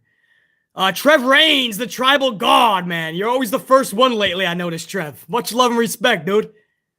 Don't think I fucking don't notice that? Trev says, how does Brock Lesnar and Seth Rollins not have to qualify, but Kevin Owens and AJ Styles does? This makes absolutely 0 sense as a whole. 3 weeks of build to the pay-per-view, by the way. Watch them hotshot book. Trev, you're exactly right. I'm going to reread that. How does Brock Lesnar and Seth Rollins not have to qualify, but Owens and Styles does? Doesn't make sense, bro. Seth Rollins, he was going for a different title at the Rumble, and he won by a DQ, let's be honest. But that had nothing to do with the WWE title. Brock Lesnar won the Rumble. First of all, he lost his Raw title match, WWE title. So he lost that. So automatically, he's got to go to the beginning of the line. Unless he chooses Lashley as his Rumble pick. No, he chose Roman last night. And then Pierce, who's standing right there, says, you're also going to be going for the WWE title at Elimination Chamber. Fuck it. Why not? You get 2 prizes for winning the Rumble. What? Trev Reigns. And of course, they're going to hotshot it just like they did from day 1 to Royal Rumble. They're going to do that from Rumble to Chamber. And they'll do it from Chamber to Mania. Christopher Blackshear, what up, dog? $9.99. Didn't watch last night, and I'm glad. We're getting Reigns versus Lesnar. 75. I think I still remember my Roman numerals from school, man. Christopher Blackshear says, didn't watch last night, and I'm glad. We're getting Reigns versus Lesnar 75 at Mania 38. So get there. So to get there, we get Lesnar going for Lashley's strap in Saudi. Great storytelling there, Vince. Christopher sees the fucking obscene nature in all of this. The irrelevance, the erraticness, the recklessness, the negligence. Christopher Blackshear has been a part of the unit for a while. He didn't even watch the show, and when he heard about it, he said, whoa, hold up. Christopher, it's as bad as it sounded, bro. Enforcer, 2K9, 5-spot coffee. What up, Enforcer? Black History Month, so that's why Bobby got the title back. Yeah, we talked a little bit about that earlier. I wished everybody a happy Chinese New Year. This is Chi Chi Wu. It was the year of the ox this past year. Today, the year of the ox retires. Chi Chi Wu retires, and she's going to pass the torch to the year of the tiger. So today starts the new year in the Chinese New Year anyway, their spectrum, and it's going to be the year of the tiger. So while we were talking about that earlier, Enforcer, we also talked Black History Month and why you may start seeing more Naomi posters pop up. This is where Vince used to really catapult Naomi now. act like he's always put his black talent at the top of the helm. Okay, Vince. Oh, wait till March comes around. Let's see if he has that same chutzpah. Enforcer 2K9, though. Happy Chinese New Year to all you guys. Happy Black History Month to all you guys, man. Whatever you're celebrating out there, much love. And hopefully you guys, it's the year of the tiger now. Bring out that fucking tiger, that beast out of you, and smash out this fucking year, guys. Mike Hawk, $4.99. I have a friend who watched Raw, and he's a casual watcher, and kept asking me, is Brock or Bobby a face? Even casuals are confused. Mike Hawk, I appreciate that, man. I want to reread that because this is very interesting. It's what I always tell you guys. This is when people are confused, what I always tell you. If you're confusing your audience, you know the first thing they're going to do? They're actually not going to ask too many questions like Mike Hawk's friend. The first thing somebody who's confused does is they walk away. It's a natural instinct, man. It's psychology 101. When somebody gets confused to a level of just befuddledness, the easiest option is you walk away. You don't even want to fucking entertain the ludicrous shit that you're questioning. So, and then that's why a lot of people are just walking away because nothing makes sense. So Mike Hawk says this, I have a friend who watched Raw and he's a casual watcher and kept asking me, is Brock or Bobby a face? Even casuals are confused. I can tell you a million stories just like Mike Hawk's. BC, just like a lot of you, we've been watching this faithfully for years and years, decades, a lot of us. And BC is starting to lose track of who the fuck is a face and who's a heel anymore. They don't even care. Every show, it differs. Every show, somebody's coming out as a face, and then the next show, they're coming out as a heel. Nobody gives a fuck. They're playing to the crowd like they're a face, then they're not acknowledging them or flipping them off. There is no more heel and face. And when you get rid of heel and face, if you're trying to make everybody like an old school John Cena 50-50 reaction or the old school Roman Reigns 50-50 reaction, pro wrestling is dead at that point. Pro wrestling needs certain things to survive, right? It's the core. It's the very foundation of what pro wrestling has been founded upon. It needs the good guy versus the bad guy. It needs storytelling, feuds we give a fuck about, characters that are larger than life. That's your foundation. When you start plucking away at that foundation, you have now killed pro wrestling. Thank you, Mike Hawk. Pimp Jesus, 5-spot coffee. What up, Pimp? Jesus. And just like that, my Bengals are in the Super Bowl. You said it, what was it, yesterday or the day before, bro? Congrats. I really did think it was going to be KC and the 49ers. I could not have been any more wrong, but this has been one weird season. Anybody who watches the NFL faithfully, you know that this is one of the wildest playoffs we have ever witnessed. Congrats to your Bengals, Pimp Jesus. Tori Lachey. Haven't seen Tori up here in a while. Hey, Tori. I don't know if you're still up in the chat, but Tori, congratulations. I remember you're a big Bella fan. The Bellas had that outing in the Rumble, man. So I know for you especially, it was good to see the Bellas. Tori Lachey, much love and respect. WWE needs to stop with loser winning the Rumble same night. I say a lot, Tori, that a lot of what they do just doesn't make sense. That's in a realm that is unacceptable to the point where it just can't happen. Because they killed a good storyline in 1 hour, Tori. I totally agree. In general, it needs to stop. But with Brock, Paul just turned on him. Roman cost him a title. You let that sit for a few nights and you start off hot with Brock on the Blue Brand Friday night. Instead, 1 hour later, he comes down the fucking ring, throws everyone out, and he's smiling, pointing up at a WrestleMania sign. So an hour after he just got done filthy, supposedly, and he's supposed to be fucking pissed to the high heavens, this dude is smiling. Tori, they butchered it. They absolutely butchered it. I saw you, Tori, up in the... Love my Bellas. Tori, much love and respect. And you're exactly right, man. This is the shit that literally say, you know that, man. You've been with the channel for years. This is the type of shit that sends me right through a brick wall, man. I can't. But, it was good seeing the Bellas, though, man. I know they catch a lot of heat. Even BC doesn't see them in certain situations, but it was good to see them on Saturday night. I almost said Sunday night. Carlos Ray, 20 spot. Carlos, hopefully all is good, man. Sorry I can't contribute to the chat today. Dog had a very bad accident. We'll be listening. Salute, brother.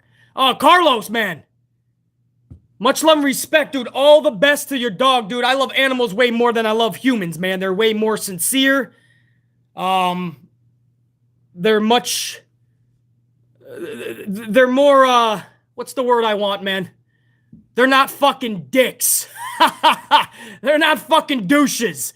Animals are so fucking pure, bro. They just want to be loved by you. They're always going to be there by you. And when something bad happens to them, it's like losing a member of the family. I know that, so I hope he pulls through, Carlos. Yeah, thank you guys for the fucking prayer emojis, man. I hate to hear that, man. I got a German Shepherd, Dakota. He's a wild beast. You think BC's a beast. My Shepherd is a beast. I'm about to get a Chow Chow, which is a authentic fucking Chinese royalty dog. It's a Chow Chow. It's frowned upon in the U.S. because people think they're too dangerous. But if you temper them good, Chow Chows are really fucking awesome. So I'm gonna get a Chinese royalty dog, and hopefully they coincide with my German Shepherd. Can they coexist? Live, the German Shepherd are in the Chow Chow on the same team. Can they coexist? I'll film it on the tube. How's that? We'll do a live stream. The Shepherd and the Chow Chow. Can they coexist? Carlos, in all honesty, man, thank you for the contribution. You never need to, but it's always appreciated. Much love, I mean this, man, for your dog. I hope he pulls through. I hope he's good, and I hope he rocks the Year of the Tiger. Derek Fleming Jr., 199. Lashley was wearing Seth's sofa cushions. Legit, when he came out. Derek Fleming Jr., as you know, I was on the live stream, man, for Hour 1's watch-along. I couldn't believe it, bro. I didn't know what the fuck he was wearing, but he definitely raided Becky Lynch in Seth Rollins' closets. Ali Salavani, 499. Hey, BC, who did you want to win the Men's Royal Rumble, and how would you have booked it? First of all, the whole match, Ali, that's a loaded question, because the whole match I would have had way more surprises. The Women's Royal Rumble match was a million times more fun. Everybody that came out, I was kind of on the edge of my seat going, well, who the fuck legend is next? What fucking blast from the past is next? I mean, you're going to start off with Melina and Sasha Banks doing a splits-off? That's going to start off pretty fucking good. And then the men, they just had no surprises. Drew McIntyre was only gone for a few weeks, so that wasn't really a big surprise. Even though they teased that he was going to be out maybe even past Mania, so maybe a surprise on one hand. On the flip side, not that big. Bad Bunny in at number 27 was the first big surprise. Bad Bunny. And then number 28 was Shane McMahon, which was my favorite surprise, the one of only two. So Ali, first of all, I would have changed the entire fucking match, bro. The entire fucking thing would have been thrown to the wayside. And then I would have to depict there, how am I going to do the title situation? Am I going to keep Brock with the title? Am I going to just hot potato that over to Bobby Lashley? I didn't do amplified booking on it, Ali. I didn't even bother because it's not...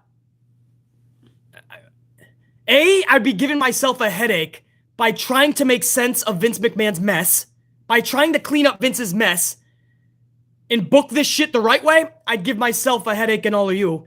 Number two, I would just do it so immaculately that we'd all be pissed off that we didn't get BC's booking. And I'm telling you a fact because I used to do a show called Amplified Booking. For anybody who's been here for a while on this channel, you guys remember, I don't do prediction videos or that many preview videos. I did what was called Amplified Booking. I would take the entire pay-per-view and I would book it. And you guys started telling me, what the fuck, BC? That sounds amazing, and now we're going to get that trash tonight. And sure enough, we'd get trash. So, Ali, that's a long answer, but I can't amplify book this. I would have to start from scratch with my booking, and it would go way before. It would go all the way back to the day one event, and that's going to take way longer than we have right now. We're already going near 2 hours. But my answer to you, Ali, is simply I would have changed the entire match because that Men's Royal Rumble match sucked. It was that bad. It was horrendous. If I never see it again, it'll be too soon. Ali, I appreciate it. Mr. Black Ice 22, 5-spot golfy. Problem is that no larger than life guys and gals, and even when you have the mid cards, they had credibility like back in the day. Triple H Taker part was fire. Yeah, the Triple H Taker part was fucking awesome. That's why I played it for you guys. Mr. Black Ice 22. I still got goosebumps listening and watching it, like playing it for you guys. I still get goosebumps because I not only remember it, but that's how pro wrestling should be told story-wise. That's a story being told. People forgot that because we don't see it anymore. Now we keep going backstage to progress a scooter race. I'd rather see The Undertaker on his motorcycle waiting for Triple H and Stephanie to show up to whoop some ass. I'd rather see Stone Cold waiting in the back for Vince to show up and The Rock to whoop some ass in his monster truck. But no, we'll get scooter races and we'll all fucking giggle and clap. Mystic Moon Knight, $4.99. What up, Mystic Moon Knight? BC, if somebody would have told Randy Orton from 2003 to 2009 would have been pairing with a guy like Riddle, I would have slapped them, but here we are in 2022. And not just that, Mystic, you're absolutely correct. But can I up that even? Because that's a damn good statement. Let me one-up it. Not just paired with Riddle, right? Because at the surface, okay, something new for Randy for a little bit. A nice little rub for Matt Riddle. Okay, pair him up for a little bit. Have Randy Orton 4 months, turn on Riddle because he's so fucking annoyed. No, here we are in year number 2. This is no longer a storyline. This is a tag team, guys. If this is a storyline, then Marty Jannetty and Shawn Michaels was a storyline the whole time leading up to their split. No, they were a tag team called the Rockers. And then one day they decided to do a storyline, which was the turn. This is not a storyline. This is a fucking tag team. And it's one thing if you're just going to put Randy with Riddle. What they have been involved with has been horrendous. One rematch after another in the tag division, which is already lackluster. In fact, it's irrelevant. It's an obscurity, that whole division. But Randy Orton for 2 years has been playing around in redundant tag team matches in a division that is an obscurity. A pit of misery. On top of that, he's having scooter races. He's getting scooters for presents. A purple scooter with little purple tassels. He's having a quiz off next week. Last week he was in a spelling bee. Mystic Moon Knight. It is absolutely fucking tragic what they have done to Randy Orton. You're exactly correct.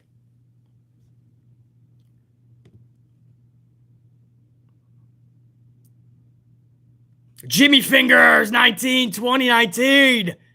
Jimmy Fingers 19, man. I know you were up in here last night for that watch along. I appreciate it, man.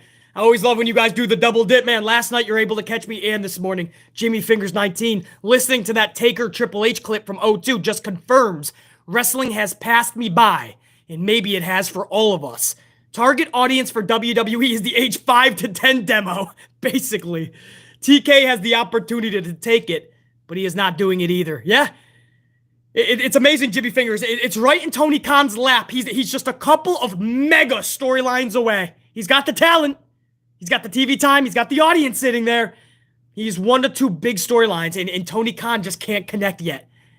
We got good storytelling in AEW. We got good matches.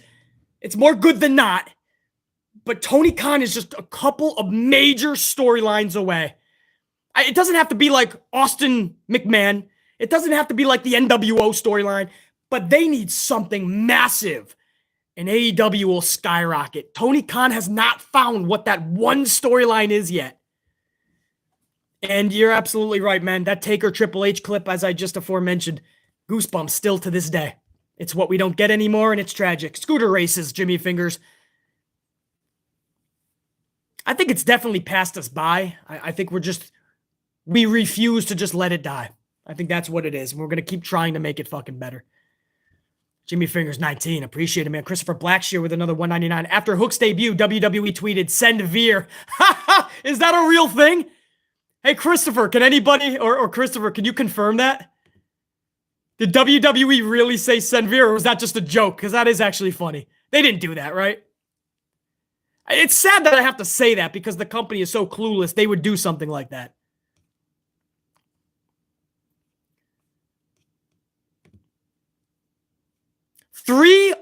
Guys, we're going toward 350 votes on my poll. Nearly 90% still say no, they didn't giggle. I'm gonna put that in a realm for you guys to easily be understood. That means that 90 out of 100 people, basically, 90 out of 100 think that scooter race bullshit needs to never come back in that type of booking. That's incredible, man. Christopher, yeah, it's real. I saw it. JR9 even confirmed they did it, BC. Are you kidding? Send Veer? Bro, you know what they're doing now? Christopher, JR, everybody. You know what they did, guys? is they're actually going to ruin him by the time he gets here. We're literally going to think of this dude as a joke. And if they're trying to throw jabs back and forth with AEW, who's doing something organic with Hook, it's going to be put right back into their face tenfold. Veer is going to be the loser in all this. All of this waiting, when he shows up, he's going to be treated like the fucking Retribution. He's going to be treated like a Mace or a T-Bar. Or a fucking Stanky. Over there with Mahal. I can't believe that shit, man. Christopher, I didn't even know that, man. I didn't see that shit. Big Daddy Cool, $4.99. I live in Columbia, South Carolina. The arena just announced buy one, get one ticket for Monday Night Raw for February 21st, so you can expect to see a very low attendance. So Big Daddy Cool, who lives in Columbia, South Carolina, just gave us some info.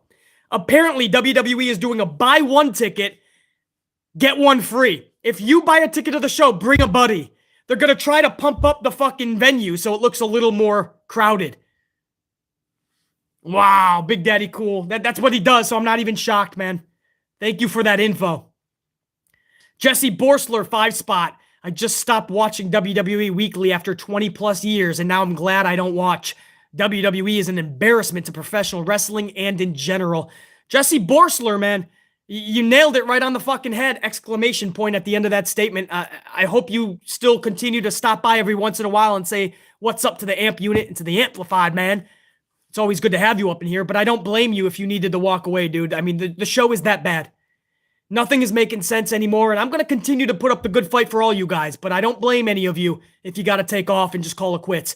Just stop by every now and again, say what's up to the tribal chief in the community. It's always good to see people like Jesse come back and say what's up. Osia Weidman, 1999, have some coffee on me, BC.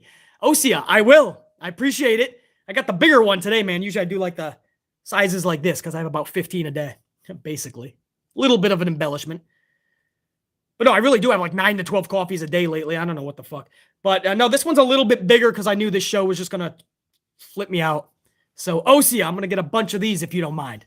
Appreciate that. DeMonte Mabree, 5-spot coffee. Mafia 3 have better storylines than Vince McMahon's Monday Night Raw because this product sucks big time. No doubt, DeMonte.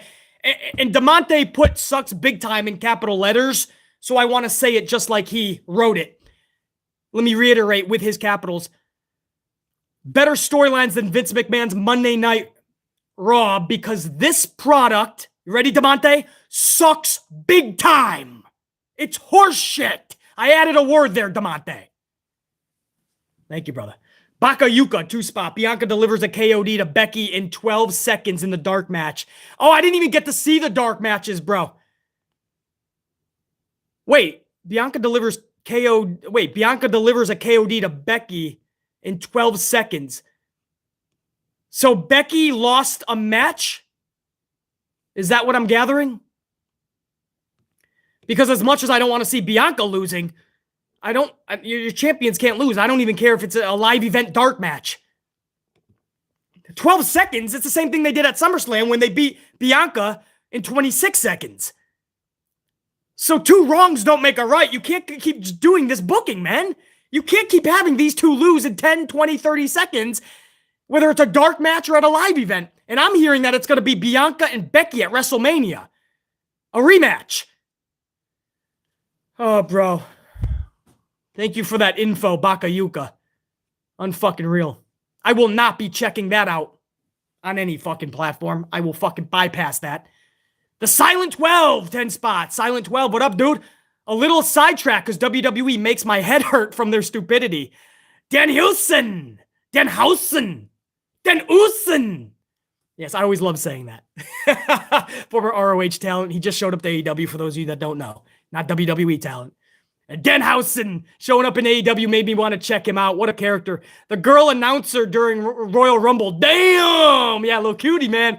There's a lot of hotness going around with you. You got Melina, you got Sasha, got my girls in there. Man, like fucking, that ring announcer. Let me get a... Oh, no, okay. I almost lost you on the big screen. Yeah, man. Every time they went to her, I was like, all right, well, why don't you pan in a little closer there, Kevin? But yeah, man. I don't see how I don't see how I don't know the impact that Dan's going to make in AEW. We'll see. I don't know. Their roster is so stacked, Silent 12. AEW's big problem is their roster is so fucking stacked. But it's definitely, that was way more interesting than anything on Raw, minus maybe Alita.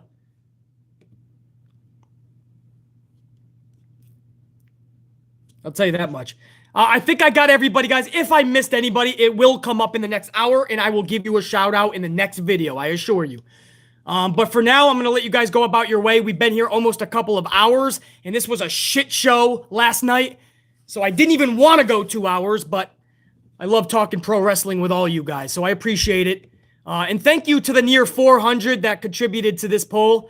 Again, nearly 90% said no, they didn't giggle or laugh at the scooter race. That means, Vince, can we knock this shit off? Can we go back to the Undertaker Triple H type segments when Taker's waiting for Triple H in the parking lot on his motorcycle? Please give us shit like that, bro. Until next time, guys, check you later. Christopher, Mr. Black Ice 22, JR9, Carlos, take care of that dog, man. Give us a report next stream. James Shrimp Fajitas, Santivia Major, Ikea Haywood, Tori Lachey.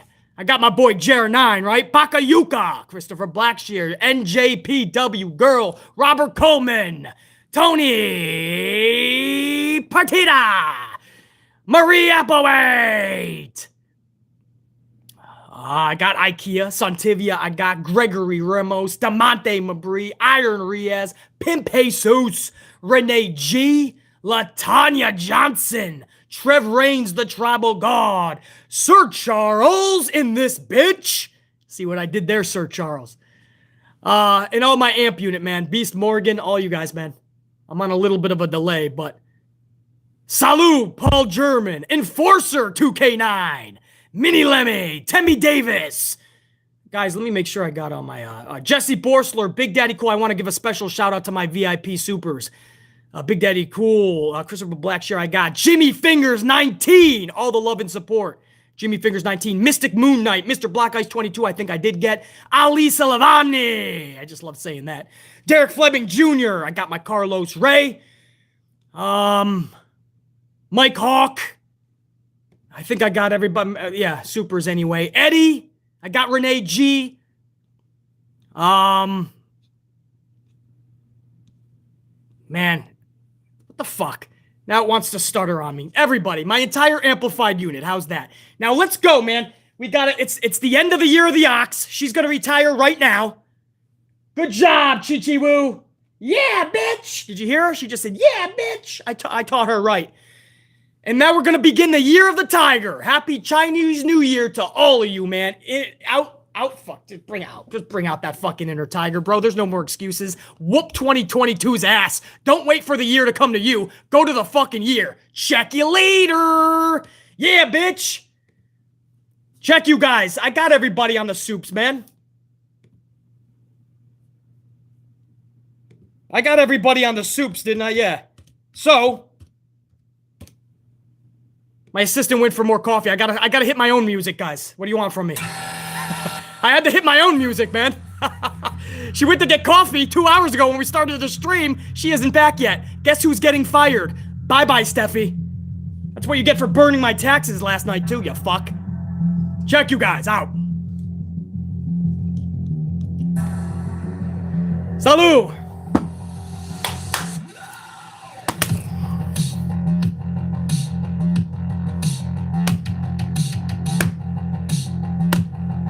Yeah! Check you!